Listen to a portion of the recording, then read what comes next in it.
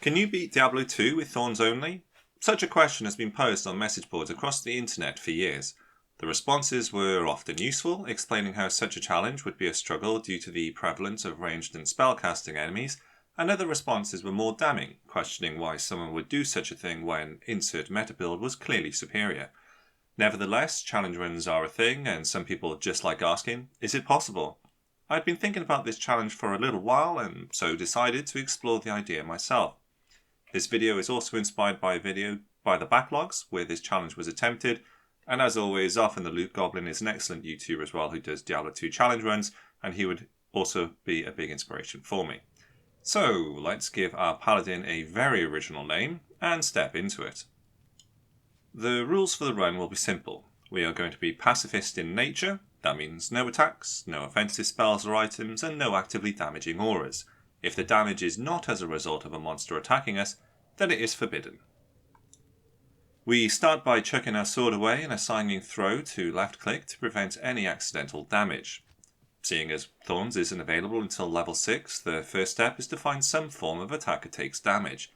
In the Backlogs video they initially search for a chipped skull. Sounds like a good idea, so we run through the Bloodmoor and into the Cold Plains to grab the waypoint as is tradition. We continue opening chests and just generally exploring, grabbing the Stony Field waypoint as we potter about. We sell some stuff to Akara and grab our tomes, and figure we're better to search for skulls but a crypt and a mausoleum. We are also thankful to get some gear from the Shiny to set us on our way. Back in town we snag a 2-socketed shield from Charcy ready for our skulls. We also get a hat that, well, let's ignore that for now, and you can actually get a shield with ATD on it from the vendor. It's only 1 damage, but it beats searching for skulls. The question is, how effective is ATD of 1? Time to test it in the Den of Evil. Well, it seems to work, and thankfully for us we can walk up next to the shamans. They use a melee attack on us. We feel somewhat pleased with ourselves, and after a short break we return to clear the den. The first real test of our damage is against Corpse Fire, the first super unique of the game. We clear the den of his minions first, and then sit there to let ATD do its business.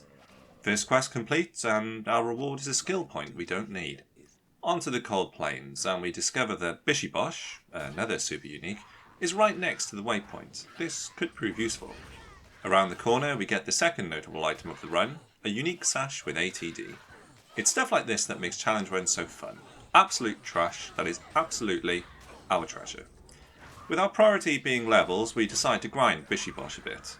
We get a unique armour with ATD, taking our total ATD to 3, and get back to boshing Bishi. In town we grab somewhat interesting shields, boots and armour, but again don't worry about that for now, and also find a slight upgrade on our buckler. The extra block chance will be helpful as Thorns triggers on successful blocks.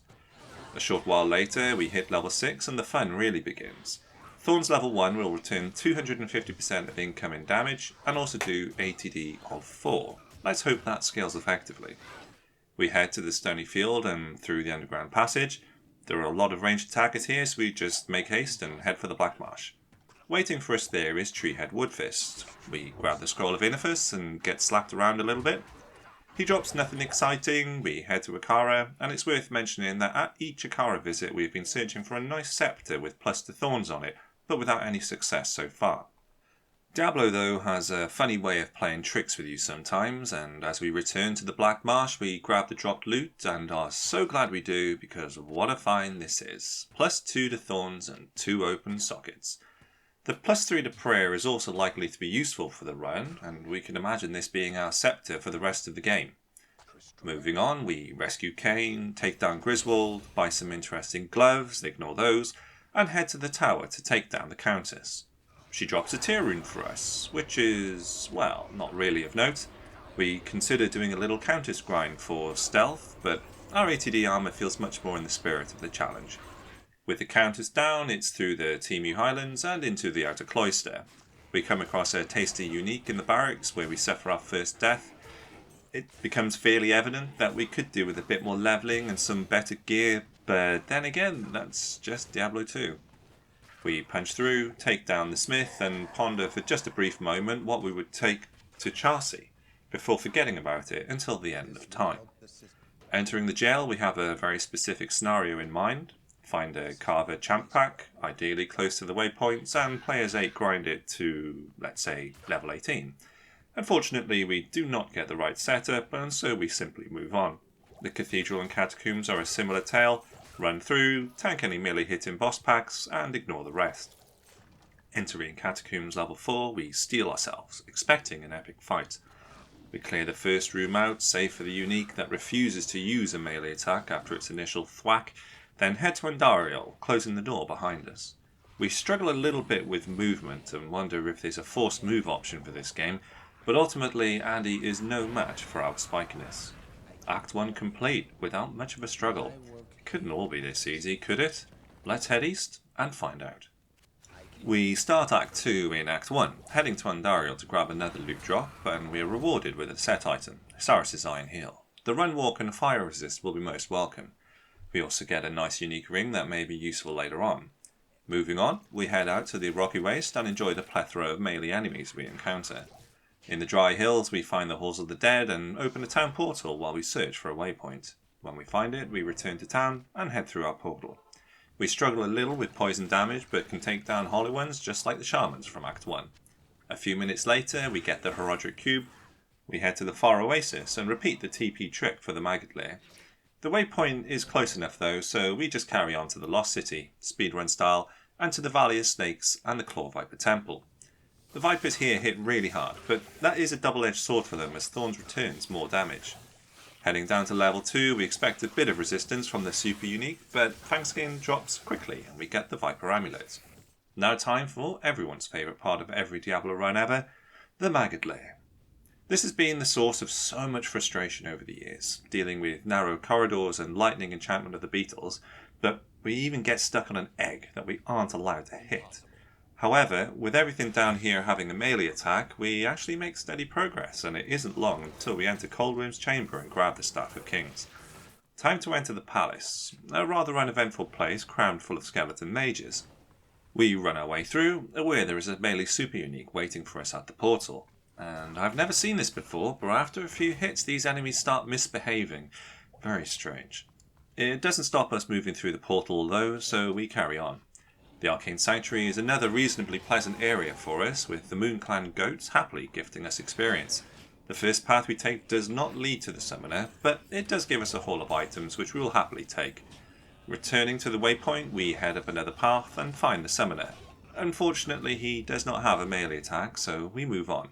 And just like that, we're nearing the end of Act 2.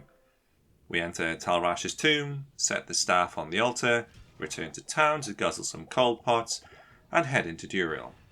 Duriel is often a massive pain to deal with, but thankfully his own strength is his weakness, and he finds he is no match for himself. Honestly, probably one of the easiest Duriels I've ever had. Our reward is a nice heraldic shield that we probably won't ever use. We finish the act with another little time save, not that it's a speedrun, by jumping into the palace, TPing out, and sailing east.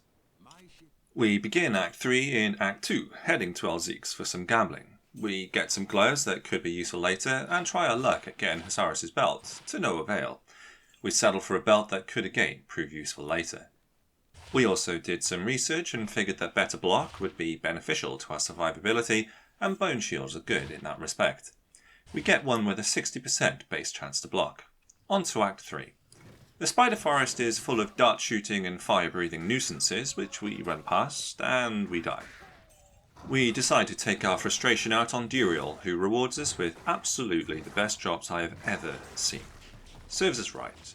Back in the Spider Forest, we take down a unique and get the Jade figurine. We venture into the Spider Cavern and grab Kalim's Eye, and what follows, I'm sure, is what everyone has experienced. Navigating the Flayer jungle. We find the Gidbin really quickly, but the enemies here bug out. I'm guessing there's some kind of issue with Thorns, but I don't really know. I've just never seen this stuff before. Anyways, during our journey we encounter a really nice piece of armour that we'll be saving for later. We spend what seems to be an eternity trying to find the Flayer dungeon, even venturing up to Lower Kurast, taking down Stormtree on the way. It turns out the Flayer dungeon was hiding all along down here, right by the Gidbin. Very frustrating, but at least we got a good workout in. One of the weird things I find about the Flayer dungeon is that level 3 is essentially devoid of any monsters and just necessitates running around in a circle before grabbing Kalim's brain. It's unlike any other area of the game until you hit the sewers level 2 at least, I guess. Just a bit of a wasted time. With the annoying bit of Act 3 out of the way, we quickly find the ruined temple and partake in some classic Diablo II carnage. We continue on to Travincal, ready to meet the council. We tuck ourselves into a corner and feel pretty good about the fire resistance we've been building up. A few moments later, we get Kalim's flail and get ready to... Oh, we don't have the heart. What was I saying about the annoying bits of Act 3? Into the sewers. We make short work of a unique, and just a moment later we find the stairs. No complaints this time. We grab the heart and return to Travincal. Onto the Durance of Hate. Durance 1 ends up being very generous to us, and likewise with 2's waypoints. A quick jog later and it's down to level 3. For fun we decide to take on the council members, starting with Brem Sparkfist. He poses no real challenge and is taken down relatively quickly. Lion Voidbringer is dispatched even more easily, and Mafia Dragonhand goes down in 3 hits. As in 3 of his hits.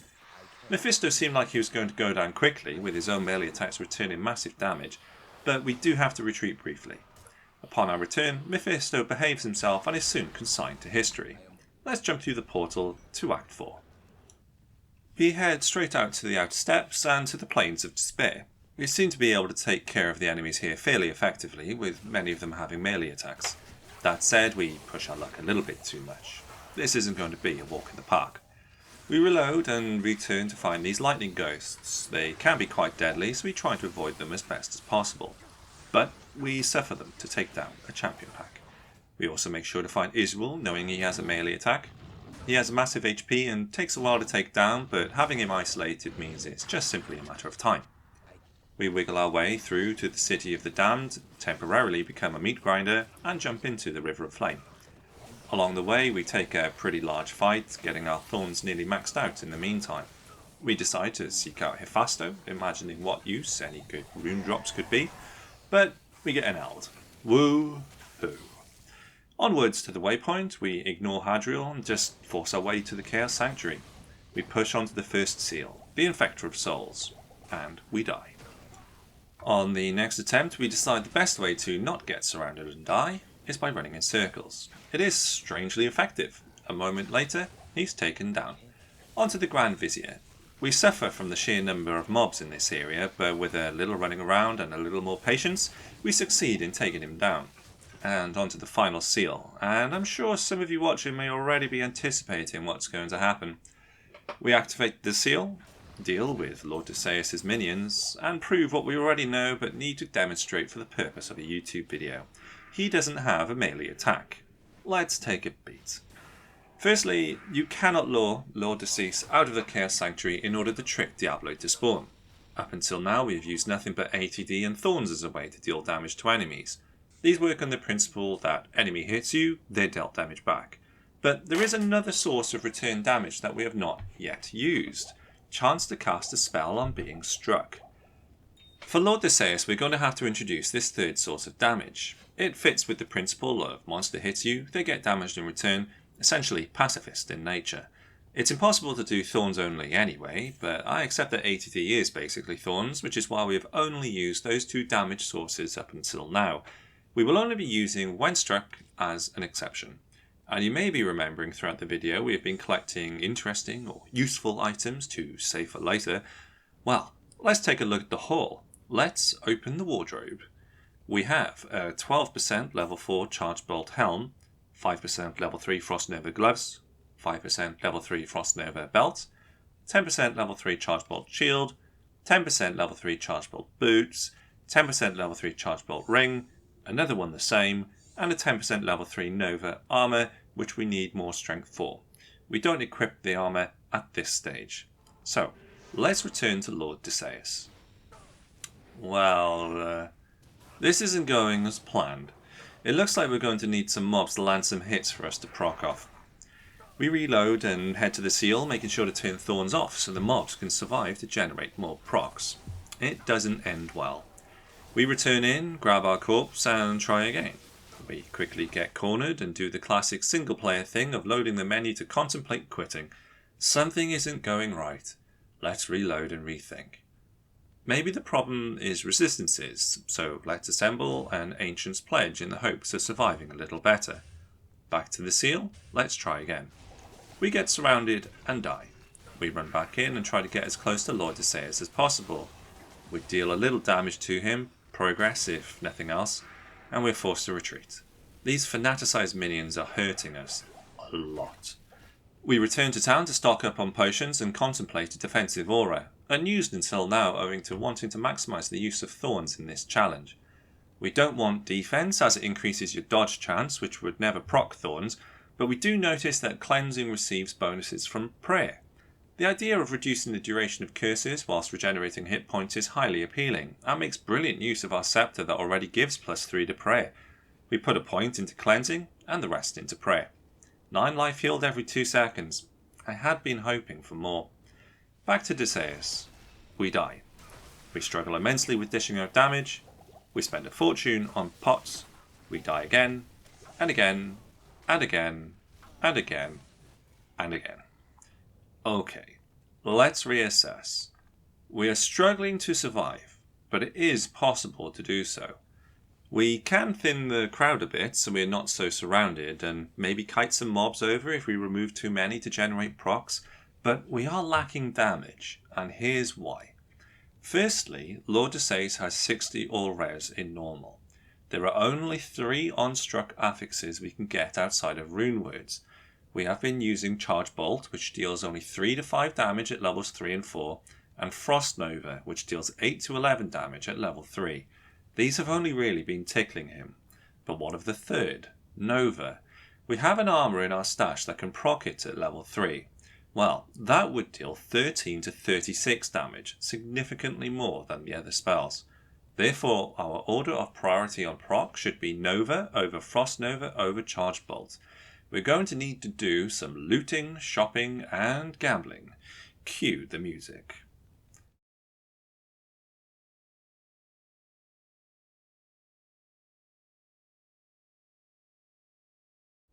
And after all that, we get what we need from a single shop. Nova on helm and shield, with 2 open sockets on the shield as well if we ever need to use them. Like I said before, Diablo 2 just does these sorts of things. So we gear up, reset our stats so we can get the requisite strength, and head back for one more round with Lord Deseus. We start by dying, but we recover our corpse and lure some monsters away before returning and jumping through the town portal to Diagro and restock potions. We return and decide to thin the pack with Thorns. We try to stay as close to Deseus as possible with prayer active, but survivability is clearly continuing to be an issue. He is taking more damage this time though, which is reassuring, but we die and decide to thin the pack a little more. But we continue to struggle, taking another death, and it becomes fairly clear that we need to thin some more, even when there are only a handful of mobs around. We reach equilibrium to a certain extent, taking on only 6 units. After much challenge, we finally seem to have settled into a workable situation, though it still gets a little bit hairy from time to time. A few minutes later, Lord Deseus is down to about 1/3 of his HP, and we are out of money for health pots. So we head to our stash and ask what isn't important. We determine emeralds and rubies are of no value to us, stock up, and head back. We need to do a little running around to get the Stormcasters where we want them, but a few minutes, many health potions, and 1 death later, Lord Deseus bites the dust. What about? We savour the sweet, sweet taste of victory, and presume that the challenge of the run is basically over. We won't have to do this again, would we? We swap our equipment over, deal with the remaining seals, I'll spare you the clips, and head for Diablo himself. There's a trick with Diablo where if you stand close enough to him, then his lightning spell, his most dangerous, will fly straight over you. That said, we aren't successful in achieving this. But his melee attacks seem to be chunking his health off, and his fire spells are not overly dangerous. So we just have to be careful for his lightning, but otherwise it's just a matter of time. That was much easier than Lord Deseus. For one reason or another, we decided to take a closer look at the skill tree at this time, and invest into Holy Shield. On to Herogath. We head out to the Bloody Foothills, and on our way up to Shenk we get a unique item drop. We struggle a little with the volume of Shenk's minions, but he drops pretty quickly. Soon after, Eldritch is taken care of. Back in town, we ID the unique shield, and this is another case of Diablo 2 throwing you a bone. Swordback hold, with extra block-in and 10 ATD. In the spirit of the challenge, we equip it. We consider putting a socket into it to throw a perfect skull in, but in true RPG style, we hold on to our precious resource in case we ever find a better use case. Back in the frigid highlands, we have to say sorry to the barbarian prisoners as we are unable to attack their prison doors. We consider equipping our Nova gear, but this isn't a necessary quest to complete the game, so we skip it. But a little further ahead, we come across an obstacle that we had not foreseen: a wall. Specifically, a wall with destructible elements that we cannot damage. Thankfully, there is another little trick that we can steal from speedruns: acquiring a teleport staff. But these things do not come cheap. We head to Kuras to shop for one with Ormus. We run in and out of Kuras to reset his wares, and after a short while we find what we need. But it's a bit too expensive, so let's reset the shop some more times. A few minutes later, we find one for 82,000 gold. Not perfect, but we can probably sell some stuff to get it. We throw some of our trash equipped items in for a quick 10k. A bunch of trash runes raises another 10k. Some junk gems and potions raise a little more. And our precious perfect skull that we didn't want to part with, but needs must, gets us over the line. Back in the frigid highlands, we can now clear the obstacle, and we know it's pretty much a straight run through to the ancients. Along the way, we deal with Thresh Socket and enter the crystalline passage. A death to the first unique here reminds us of our fragility. We do save Anya in the frozen river for a little boost to resistances, dispatching Frozenstein in the process. We come across a nice unique scepter, but it's no match for our precious Act 1 find. At Anya, we find a Nova shield with less strength requirement, so we take that. We make our way through the glacial trail and out to the frozen tundra and into the Ancient's Way. We use our teleport staff to hop around a little, but that nearly backfires. We chance upon the waypoint, which will be useful if we need to reload. A few moments later, we're at the Ariat summit, where we need to prove our worth. Let's go. We quickly identify an issue. Whereas Korlik and Talik are dealing melee damage to us, Madoc is not. We let out a big sigh. Not another one. We head back to town, gear up, and fill our amulet slot with this nice gambled ammy. We quickly take care of Talik and try to get Madoc into a corner to simplify the fight. Korlik soon drops, and we are left with the power of prayer and pots. However, after nearly 5 minutes, we are out of potions and Madoc isn't even half gone. Back to the drawing board. Fundamentally, we just need to be more survivable. Our damage on proc is pretty much maxed out and should be sufficient given enough time. So we need more hit points, more points in prayer, and perhaps an upgrade to some of our equipment. Thankfully, there is an excellent spot to grind experience right on our doorstep, namely Pindleskin. Both he and his minions are melee attackers and deal a large amount of damage, which increases the efficacy of Thorns. So we set the players to players 8 and enjoy our experience bar jumping up. We also make use of the massive skeletons outside that seem also to be very generous with their experience given. A few levels later, we decide to do some shopping, and Jamela pulls one out of the bag for us once again, with a stronger Nova shield. Now level 33, we ensure we have enough strength for our equipment and put everything else into vitality. We gear up ready for another try with even more potions than last time. But we have some spare gold, so we may as well try to gamble something that will make the whole thing easier. And we are glad we do, as we get better boots, a much better belt, and some incredibly useful gloves, admittedly without any proc on them, but could prove to be vital in the future. That all done, we pour our remaining skill points into prayer and return to the Ariat summit. Much like last time, Talik disappears rather quickly, soon followed by Korlik, and so we are left alone with Madoc again. We try to encourage him against the mountainside again, but settle for a pillar. We become a little concerned over our damage output against our potion consumption, so ensure that Holy Shield is up as much as possible, but we're not very good at doing that. We manage to shepherd Madoc onto the Wildstone Keep steps, confident he will migrate no more. As the battle progresses, we bemoan Prayer's measly 11 hit point regeneration every 2 seconds, but appreciate that without it, we would likely need to drop potions all over the ground in order to survive. A short while later, nearly 20 minutes, Madoc's time is up. We are informed we are a worthy hero, but truth be told, all we did was stand there. We pray that there are no more surprises lurking in the Worldstone Keep, and head in. Our journey through the Worldstone Keep ends up being fairly uneventful. We obviously grab the waypoint, but we sense we're strong enough to head for the throne and see how we fare against Baal's minions. In the Throne of Destruction, we become concerned if there are any ranged-only attackers in the throne room that need clearing out, but thankfully the Harpies here have a melee attack, and even better, we get a unique item drop prior to Baal's Gauntlet. Shreds of Chthon.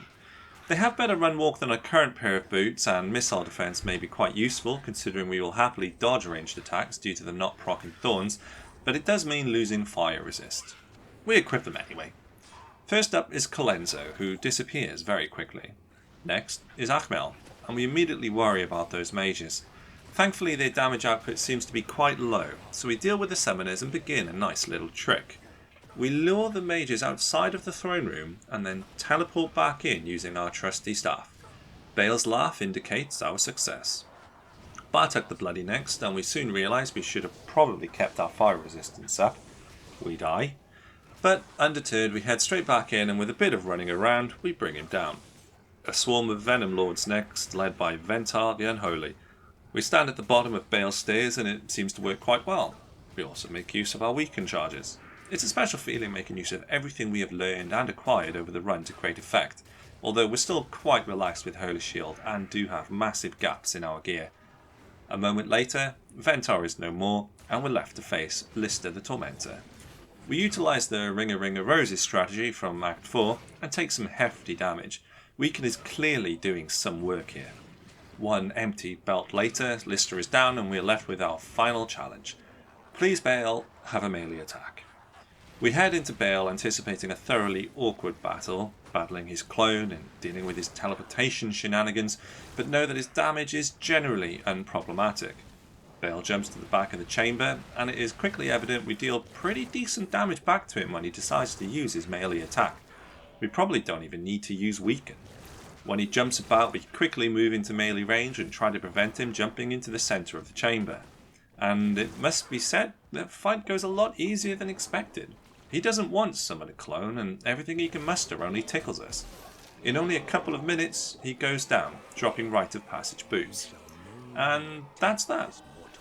Can you defeat Diablo II with only Thorns? Well, no, but if you include A to D, then, well, also no.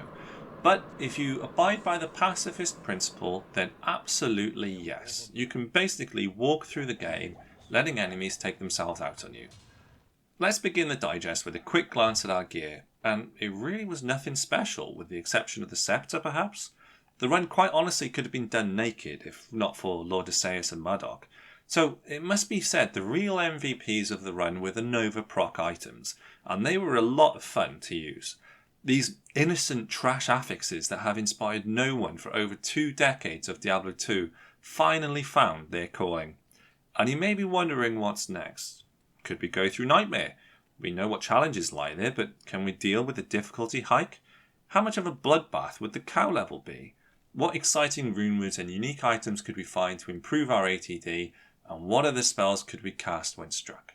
There would be so much to explore, but for now I welcome everyone's feedback, as this is the first video of this kind I've ever done, and the first one I've ever truly edited. And to be honest, I know there's probably some issues with the video resolution as well. I've learned so much and I'm looking forward to doing it significantly better next time. If you've made it this far, thank you very, very much, and I hope to see you all again.